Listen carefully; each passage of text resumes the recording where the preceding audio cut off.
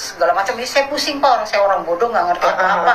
Ya tilang. Terus pada masuk dong, duduk, gudal kamar, semua kamar gudal. Cari apa Pak? Cari barang bukti.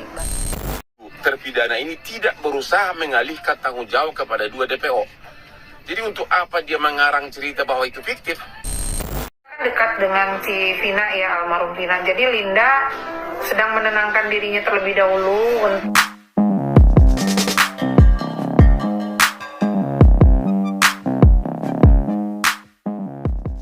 ya, di segmen video kali ini kita akan melihat seperti apa curhatan dari ibunya Peggy yang saat ini anaknya sedang ditahan di kantor kepolisian.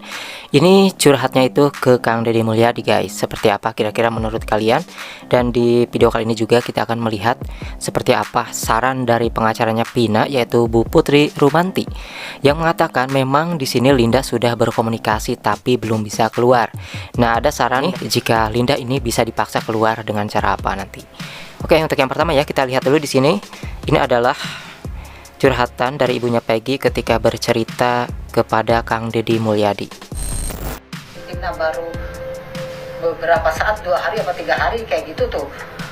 Terus polisi tuh mau gerebek ke rumah Peggy? Ya, ke rumah saya, digerebek rumah saya. Terus itu polisi. Oh, 2016 rumahnya pernah digerebek? Ya. Dilakukan penggeledahan pagi. Penggeledahan pernah dilakukan? Ya. Terus cari apa Pak? Kata saya ngomong ke polisi. Enggak, katanya. Yang satu ngomongnya Peggy punya utang sama saya 5 juta belum bayar. Polisi satu ngomongnya nyawa. Polisi satu lagi Peggy membunuh orang. Segala macam. Ini saya pusing Pak, orang bodoh nggak ngerti apa-apa. Ya tilang. Terus pada masuk dong, duduk, gudal kamar, semua kamar gudal. Cari apa Pak? Cari barang bukti apa? Anak ibu mau melakukan, tahu nggak yang di jembatan itu si Eki sama Pina. Loh, kapan melakukannya Pak? Anak saya juga lagi di Bandung, nggak ada di sini, lagi kerja. Kata saya ketemu ya udah ibu jangan nyangkal aja. Ibunya tuh ngomongnya kayak gitu. Biasanya kan diemnya Pak, nggak ngerti apa-apa. Orang dibentak-bentak orang banyak kayak gitu. Ya udah saya diem.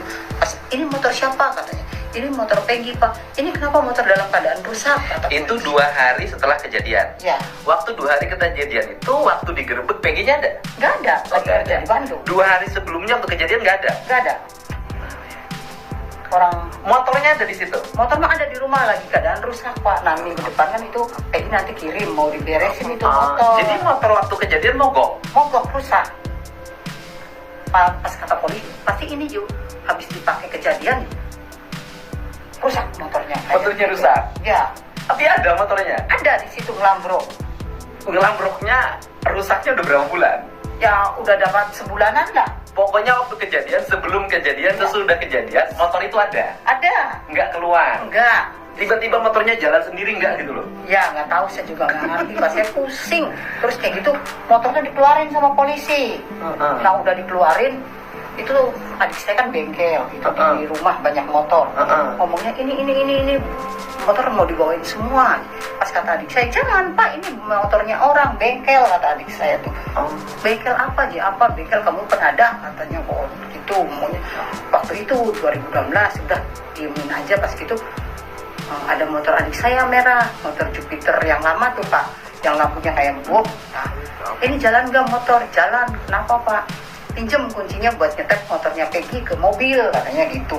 Ini motornya mau dicari barang bukti, kata polisi. Tapi motornya dibawa Motornya sama polisi. Disetek pakai motor adik saya, kuncinya dikasih sama ibu saya. Nah pas kayak gitu, motor Peggy dimasukin ke mobil, motor adik saya juga dimasukin ke mobil lagi sama ya, tidak tahu apa-apa. Tidak tahu apa, terus dia pergi, polisinya udah. Sampai sekarang motornya di mana? Masih di kantor polisi. Sampai sekarang berarti 8 tahun nggak balik? Iya, nggak balik.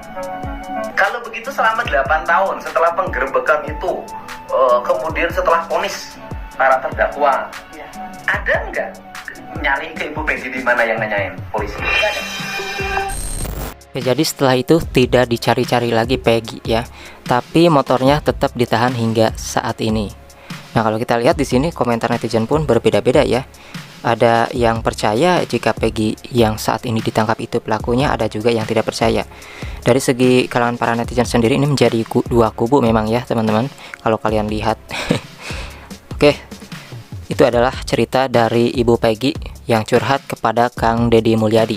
Kira-kira seperti apa nih buat kalian yang sudah melihat video ini, pengakuan dari ibunya Peggy, ataupun buat kalian yang sudah nonton fullnya ya di channel Kang Deddy Mulyadi, pasti kalian sudah paham ya. Ada dari kuasa hukum ataupun pengacaranya Pina. Nah, jadi Bu Putri Rumanti ini selaku pengacara Pina, dia sudah berkomunikasi dengan yang namanya Linda. Linda ini juga ternyata ya tahu seperti apa wajah Egy yang sebenarnya. Orang-orang yang dicari baik itu Pina ya sebelum meninggal, dan juga Egy dia itu mengenal, tapi saat ini dia belum mau keluar. Ini adalah saran dari Bu Putri Rumanti, jika si Linda ini memang disarankan oleh netizen harus dipaksa keluar. Seperti apa kira-kira, kita lihat ya. Itu ada di Indonesia, dia tidak kemana-mana. Linda menenangkan diri dikarenakan ada sesuatu hal yang sebenarnya Linda memiliki trauma yang luar biasa terhadap Linda kan dekat dengan si Vina ya, almarhum Vina. Jadi Linda sedang menenangkan dirinya terlebih dahulu untuk meyakinkan dirinya untuk bisa bercerita kepada polisian, kepada masyarakat. Tapi kalau seandainya kepolisian memanggil Linda, nah ini kalian yang harus tek tuh kepolisian, panggil Linda dulu. Kalau Linda itu menerima panggilan secara resmi dari kepolisian, mudah-mudahan dia mau datang. Itu juga di sini Hotman Paris angkat bicara mengenai yang diduga-duga adalah fiktif selain Peggy ya. Kemarin kan dalam DPO itu 3. Nah, yang 2 ini kabarnya fiktif. Nah, kira-kira gimana nih reaksi dari Hotman Paris sendiri mengenai dugaan fiktif tersebut? Apakah benar 2 pelaku DPO yang belum ketangkap itu adalah nama fiktif? Masalahnya dari segi logika apapun, nggak ada alasan mengatakan itu fiktif. Karena apa? 7 pelaku di dalam BAP menguraikan mereka berbuat sama-sama. 2 pelaku DPO ini juga ikut berbuat semua tindak pidana tersebut. Dan 7 terpidana ini tidak berusaha mengalihkan tanggung jawab kepada 2 DPO. Jadi untuk apa dia mengarang cerita bahwa itu fiktif? Biasanya kalau kita ngarang nama orang atau menuduh orang sebagai pelaku, biasanya karena kita mau mengalihkan tanggung jawab kepada orang tersebut. Ini 7 orang pelaku tindak pidana ini yang saya baca BAP-nya mengatakan kami melakukan bersama-sama dengan 3 DPO. Tidak ada niat untuk mengalihkan tanggung jawab kepada 3 pelaku DPO. Tidak ada niat untuk membebaskan diri dengan mengatakan pelakunya adalah pelaku yang 3 DPO. Berarti tidak ada sama sekali motivasi bagi mereka untuk mengatakan, untuk mengarang cerita fiktif itu, karena mereka mengatakan kami sama-sama berbuat kok, tidak lempar tanggung jawab. Jadi ya, kalau kita lihat ya, Linda di sini menenangkan diri terlebih dahulu, tapi kan ini sudah kelamaan ya. Jaraknya juga sudah 8 tahun. Nah, buat kalian para netizen yang menginginkan Linda ini dipaksa untuk keluar, ya tinggal tag aja kata pengacara Pina di bagian polisi-polisi yang menyidik kasus ini tentunya ya. Tag biar si Linda ini diperiksa, biar bisa dipaksa keluar kayak gitu. Cuma itu satu-satunya cara untuk Linda ini bisa keluar, guys. Kemudian di sini juga ada tim Hotman Paris ya, yang sudah berziarah ke makamnya almarhumah Pina, dan di sini kebetulan juga langsung diundang ya ke Keraton Cirebon, guys.